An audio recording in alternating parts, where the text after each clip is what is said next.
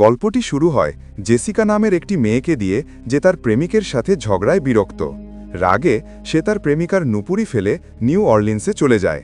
শহর ছেড়ে যাওয়ার পর তার প্রেমিক তাকে ফোন করে, কিন্তু জেসিকা ফোন ধরেনি। এরপর তার প্রেমিক তার ভয়েসমেল ছেড়ে দেয়। তার আচরণে বিরক্ত হয়ে জেসিকা রেডিও চালু করে।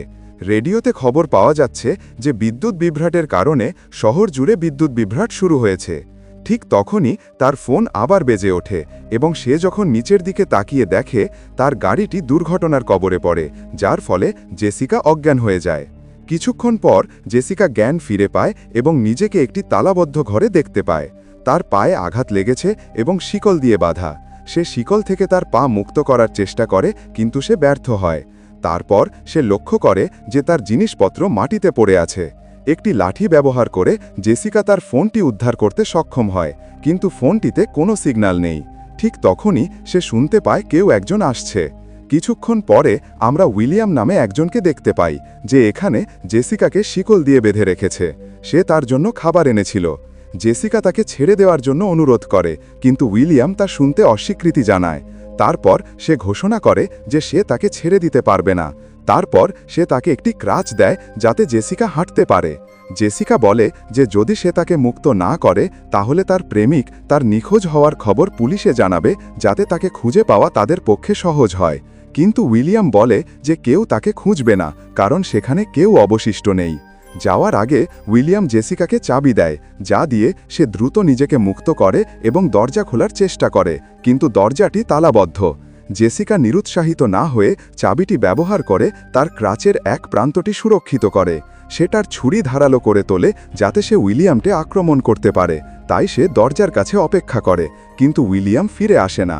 অনেকক্ষণ ধরে উইলিয়াম না ফিরে আসার পর জেসিকা অপেক্ষা করতে করতে ক্লান্ত হয়ে পড়ে। তাই সে একটা পরিকল্পনা করে। সে একটা কাপড়ে আগুন ধরিয়ে দেয় এবং বাতাসের প্রবেশপথে ছুঁড়ে ফেলে, যার ফলে ফায়ার অ্যালার্ম বেজে ওঠে। উইলিয়াম দরজা খুলতেই জেসিকা তাকে আক্রমণ করার চেষ্টা করে, কিন্তু উইলিয়াম তাকে ধরে ফেলে এবং চেতনানাশক ওষুধ দেয়। জেসিকার জ্ঞান ফিরে আসার পর সে দেখতে পায় উইলিয়াম তার সামনে দাঁড়িয়ে আছে, তাকে খাবার দিতে এসেছে।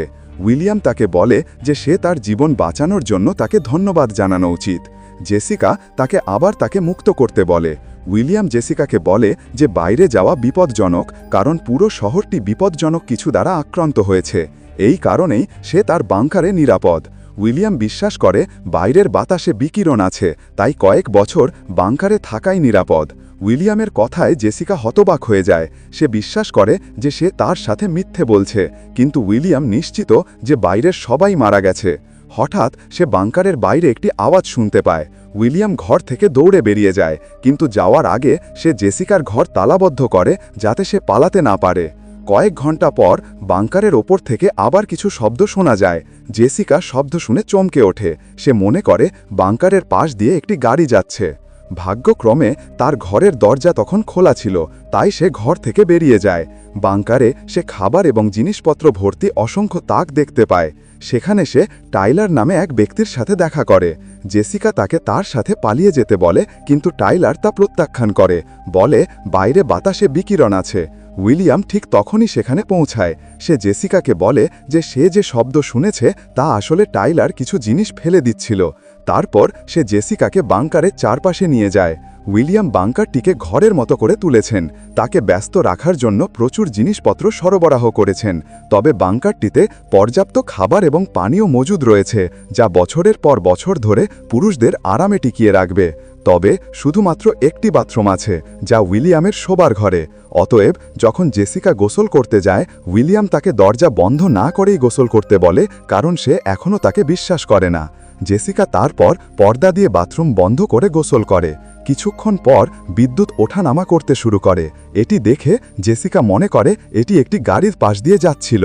তবে উইলিয়াম জোর দিয়ে বলেন যে বাইরে কেউ বেঁচে নেই, কারণ যদি কেউ বাইরে বেঁচে থাকত তাহলে তারা অবশ্যই রেডিও সিগন্যাল পেত।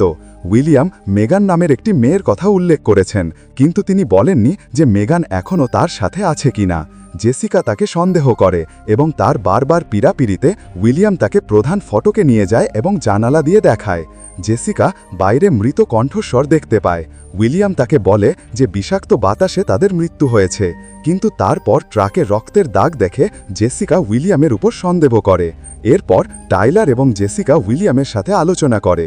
টাইলার উইলিয়ামকে অনেক দিন ধরে চেনে। উইলিয়াম আগে সেনাবাহিনীতে কাজ করতেন এবং টাইলার তাকে এই বাংকার তৈরিতে সাহায্য করেছিলেন। জেসিকা টাইলারকে বলেন যে তিনি মনে করেন উইলিয়াম মিথ্যে বলছেন, কিন্তু টাইলার একমত নন। আকাশে এমন একটি আলো দেখে তিনি এতটাই ভীত হয়ে পড়েছিলেন যে বেঁচে থাকার জন্য তাকে বাংকারে ফিরে যেতে বাধ্য হয়েছিল। আতঙ্কে এমনকি তার হাতও আহত হয়েছিল। জেসিকা তাকে বলে যে সে কিছুক্ষণ আগে একটা গাড়ির শব্দ শুনেছে। সে আরও কিছু বলার আগেই উইলিয়াম এসে পৌঁছায়। সে তাদের ডিনারে আমন্ত্রণ জানায়। ডিনারে সবার মেজাজ খারাপ। টাইলার মেজাজ ভালো করার জন্য কিছু কথা বলার চেষ্টা করে, কিন্তু উইলিয়ামের মেজাজ খারাপ হয়ে যায় এবং সে তাকে চুপ থাকতে চিৎকার করে। এতে জেসিকা একটা ধারণা পায় এবং সে আলতো করে টাইলারের সাথে কথা বলার চেষ্টা করে। সে তার সাথে প্রেমের ফ্লার্ট করতে শুরু করে, তার হাত স্পর্শ করে। এতে উইলিয়াম ঈর্ষান্বিত হয়। সে চিৎকার করে জেসিকাকে দেয়ালে ধাক্কা দেয়। জেসিকা ক্ষমা চাওয়ার ভান করে এবং তার বেল্টের চাবি চুরি করে। ঠিক সেই মুহূর্তে আরেকটি গাড়ি বাংকারের ওপর দিয়ে যাওয়ার শব্দ শোনা যায়। এতে উইলিয়ামের মনোযোগ বিক্ষিপ্ত হয় এবং জেসিকা তাকে বোতল দিয়ে আঘাত করে পালিয়ে যায়। সে মূল গেটে পৌঁছে দ্রুত প্রথম দরজাটি খুলতে সক্ষম হয়, কিন্তু যখন সে দ্বিতীয় দরজাটি খোলার চেষ্টা করে তখন তা খুলছে না। ইতিমধ্যে একটি গাড়ি বাইরে থামে এবং জেসিকা এটি দেখতে পায় এবং সাহায্যের জন্য চিৎকার করে। একজন মহিলা গাড়ি থেকে বেরিয়ে আসে, বাংকারে প্রবেশের জন্য ভিক্ষা করে। কিন্তু যখন জেসিকা মহিলার মুখ দেখে তখন সে হতবাক হয়ে যায়, কারণ মনে হয় মুখটা পুড়ে গেছে। উইলিয়াম তার সাথে মিথ্যে কথা বলেনি এই নিশ্চিত হয়ে জেসিকা অবশেষে হাল ছেড়ে দেয় এবং ভিতরে ফিরে যায়। আচ্ছা, তাদের কথোপকথনের সময় উইলিয়াম প্রকাশ করে যে জেসিকার গাড়ি দুর্ঘটনার কারণ সেই নিজেই, কিন্তু সে ইচ্ছাকৃতভাবে তা করেনি। আক্রমণের সময় সে আতঙ্কিত হয়ে পড়ে এবং খুব দ্রুত গাড়ি চালিয়ে তার বাংকারে পৌঁছাতে ব্যর্থ হয়। জেসিকার গাড়ির সাথে তার গাড়ির সংঘর্ষ হয়। এরপর উইলিয়াম জেসিকাকে মেগানের কিছু পুরনো পোশাক পরতে দেয় এবং দুজনের মধ্যে দীর্ঘক্ষণ কথা হয় এবং জেসিকা বোতলের আক্রমণে আহত উইলিয়ামের কাটা অংশ সেলাই করে দেয়। উইলিয়াম জেসিকাকে মেগানের কথা বলে যে সে তার মেয়ে। তার স্ত্রী তাকে শিকাগোতে নিয়ে যায়। এরপর উইলিয়াম জেসিকাকে তার মেয়ের একটি ছবি দেখায়। এরপর তারা তিনজন একসাথে থাকতে শুরু করে। তারা একসাথে রান্না করে, খেলাধুলা করে এবং তাদের জীবনের গল্প শেয়ার করে। জেসিকা একটি ম্যাগাজিনে ডুডে লেখে প্রকাশ করে যে সে একজন ফ্যাশন ডিজাইনার ছিল। তারপর সে স্মৃতিতে হারিয়ে যায়। একদিন হঠাৎ বাংকারটি কাঁপতে শুরু করে। তারা হেলিকপ্টারগুলো পাশ দিয়ে যাওয়ার দৃশ্য দেখতে পায়। উইলিয়াম সন্দেহ করে যে শত্রুরা হয়তো এলাকায় জীবিতদের খোঁজ করছে, তাই সে প্রকাশ করে যে এটি কোনো আমেরিকান হেলিকপ্টার নয়। হঠাৎ একটি অ্যালার্ম বেজে ওঠে। এর কারণ হল বাংকারের এয়ার ফিল্টারেশন সিস্টেমটি ত্রুটিপূর্ণ। এখন ভেন্টটি খুব ছোট হওয়ার কারণে জেসিকাকে ভেন্টে সিস্টেমটি পুনরায় চালু করার জন্য পাঠানো হয়। তবে জায়গার আকার ছোট হওয়ার কারণে তাকে যথেষ্ট অসুবিধার সম্মুখীন হতে হয়। কিন্তু জেসিকা অবশেষে যান্ত্রিক কক্ষে পৌঁছায় এবং উইলিয়ামের নির্দেশ অনুসরণ করে বায়ু পরিশোধন ব্যবস্থা ঠিক করতে সক্ষম হয়। ঠিক তখনই জেসিকা একটি সিঁড়ি দেখতে পায় যা একটি জানালার ধারে নিয়ে যায়। সে সিঁড়ি ব্যবহার করে ওপরে উঠতে শুরু করে। জানালায় সাহায্য লেখা আছে, রক্তের দাগও আছে। জেসিকা হতবাক হয়ে যায়। যখন সে নিচে নামে তখন সে রক্তে মাখা কানের দুল দেখতে পায়। জেসিকা তারপর টাইলারকে মেগানের ছবির কানের দুলগুলো দেখায়, যেগুলো মেগানের ছবির কানের দুলের সাথে মিলে যায়। তবে টাইলার বলেন যে ছবির মেয়েটি ম্যাডেলিন, যে তার বোনের সাথে হাই স্কুলে গিয়েছিল এবং 2 বছর আগে নিখোঁজ হয়ে যায়। যখন জেসিকা তাকে সাহায্য শব্দটির কথা বলে তখন উইলিয়াম এবং ম্যাডেলিনের একসাথে আরেকটি ছবি উইলিয়ামের বই থেকে পড়ে যায়, যা তাদের দুজনকেই হতবাক করে দেয়। ছবিতে ম্যাডেলিন বর্তমানে জেসিকার পরা একই শার্ট পরে আছেন, যা ইঙ্গিত করে যে উইলিয়াম তাকে হত্যা করেছে। টাইলার এবং জেসিকা আলোচনা শুরু করেন কিভাবে তারা এখন উইলিয়ামকে ছেড়ে দেবেন। কিছুক্ষণ পর যখন জেসিকা স্নান করতে বাথরুমে যায় তখন বাথরুমের পর্দা দেখে তার মাথায় আসে একটি স্যুট তৈরি করার কথা, যাতে সে যখন সেখান থেকে বেরিয়ে আসে তখন বাইরের বিষাক্ত বাতাসের দ্বারা প্রভাবিত না হয়। তাই সেই সন্ধ্যায় যখন উইলিয়াম একটি পুরনো VHS সিনেমা দেখছিল, টাইলার তার পোশাকের মধ্যে একজোড়া কাঁচি লুকিয়ে রাখে যাতে সে জেসিকাকে তা দিতে পারে। তারপর সে উইলিয়ামকে বলে যে জেসিকা যখন মেকানিক্যাল রুমে গিয়েছিল তখন সে দূষিত ছিল, বাথরুমের পর্দাগুলো দূষিত হয়ে গেছে। উইলিয়াম এটা বুঝতে পেরে সেগুলো ফেলে দেয়। উইলিয়াম সেগুলো আবর্জনার ঝুড়িতে ফেলে দেওয়ার পর জেসিকা চুপচাপ সেগুলো তার ঘরে লুকিয়ে রাখে।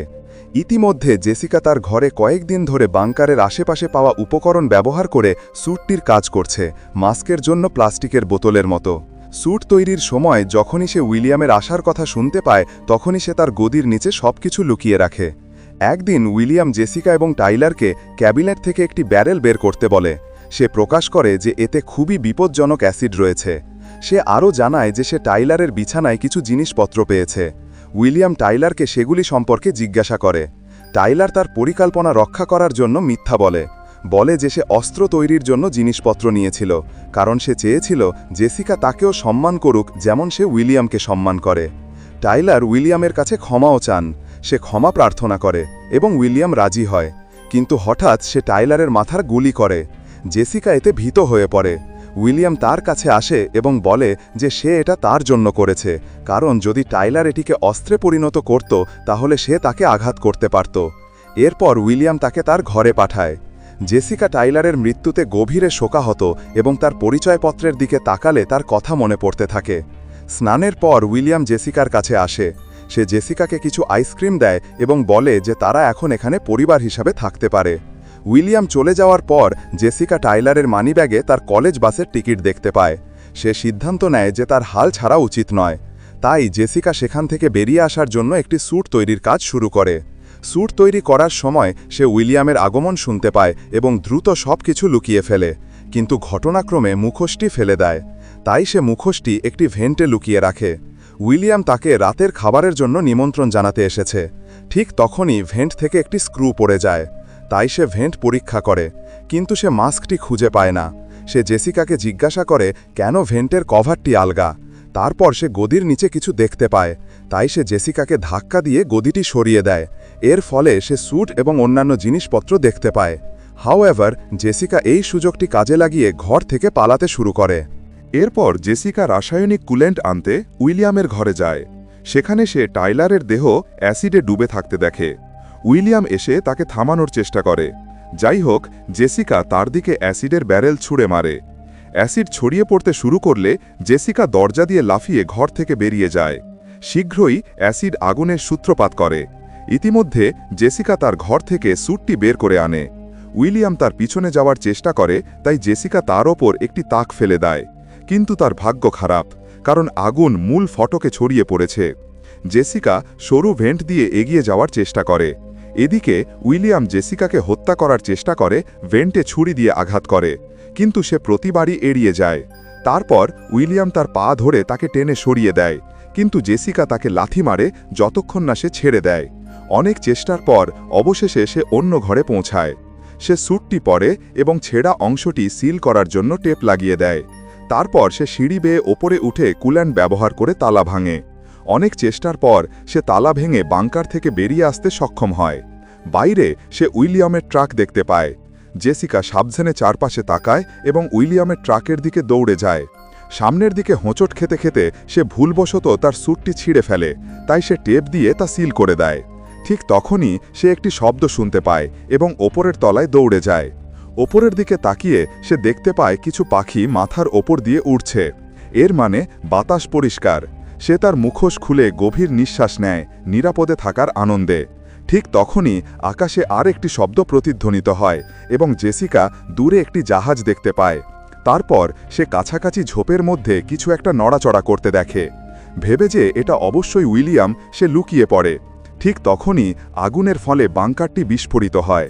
বিস্ফোরণের শব্দে জাহাজটি সতর্ক হয়ে যায়, যা মাঠের দিকে উঠতে শুরু করে। যখন এটি কাছে আসে, জেসিকা অবাক হয়ে আবিষ্কার করে যে এটি কোনো সাধারণ জাহাজ নয়, বরং একটি ভিনগ্রহী মহাকাশযান। জেসিকা ভিনগ্রহী মহাকাশযান দেখে ভীত হয়ে পড়ে এবং পালানোর জন্য তার গাড়ির ভেতরে লুকিয়ে থাকে, কিন্তু তার কাছে চাবি থাকে না। তারপর সে আহত মহিলার গাড়িতে ওঠার চেষ্টা করে। ঠিক তখনই অ্যালার্ম বেজে ওঠে, ভিনগ্রহীদের এগিয়ে আসার খবর দেয়। তাই জেসিকা একটি শেডের মধ্যে লুকিয়ে থাকে। সে দেয়ালের একটি গর্ত দিয়ে বাইরে তাকানোর চেষ্টা করে। বাইরে সে দেখতে পায় একটি ভিনগ্রহী গাড়িটি পরীক্ষা করছে। জেসিকা তখন নিজেকে মহিলার মৃতদেহের কাছে আবিষ্কার করে। সে গাড়ির চাবি খুঁজতে থাকে। এলিয়েনটি যখন তাকে শেডের মধ্যে খুঁজতে বেরোতে চলেছে ঠিক তখনই জেসিকা গাড়ির অ্যালার্ম বাজায় এলিয়েনটিকে গাড়ি খুঁজতে ফেরত পাঠায়। এদিকে জেসিকা চুপচাপ শেড থেকে বেরিয়ে অন্য বাড়ির দিকে দৌড়ে যায়, কিন্তু ভিনগ্রহী তাকে দেখতে পায় এবং তার পিছনে তাড়া শুরু করে। হঠাৎ করেই তারা দুজনেই থেমে যায় যখন একটি বিশাল মাতৃভিনগ্রহী মহাকাশযান থেকে আওয়াজ আসে যা সর্বত্র বিষাক্ত গ্যাস ছড়াচ্ছে। টাইলার এই আলোর কথা বলছিলেন, কিন্তু তিনি বুঝতে পারেননি যে এটি একটি ভিনগ্রহী মহাকাশযান। চারপাশে বিষাক্ত গ্যাস ছড়িয়ে পড়তে দেখে জেসিকা তার মুখোশটি উদ্ধার করতে দৌড়ে যায় এবং এটি বিলীন হবার ঠিক আগে এটি আবার পড়ে নেয়। জেসিকা তারপর ট্রাকের ভেতরে লুকিয়ে থাকে।